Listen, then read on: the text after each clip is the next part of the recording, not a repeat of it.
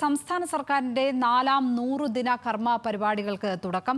സാധാരണക്കാരുടെ ക്ഷേമവും സമഗ്ര വികസനവും ഉറപ്പുവരുത്താനുള്ള പ്രവർത്തനങ്ങൾക്ക് കർമ്മ പദ്ധതി ഊർജം പകരുമെന്ന് സർക്കാർ.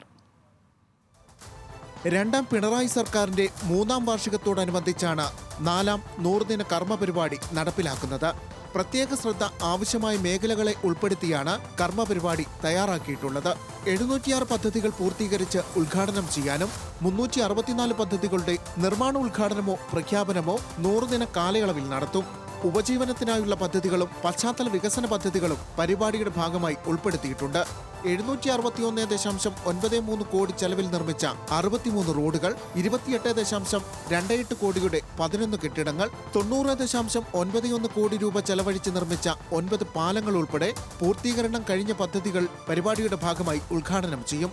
437.21 കോടി രൂപ വകയിരുത്തിയ 24 റോഡുകൾ, 81.74 കോടി രൂപ വരുന്ന 14 കെട്ടിടങ്ങൾ, 77.94 കോടി രൂപ ചെലവ് വരുന്ന 9 പാലങ്ങൾ എന്നിവയുടെ നിർമ്മാണ ഉദ്ഘാടനവും ഈ 100 ദിവസങ്ങൾക്കുള്ളിൽ നടക്കും.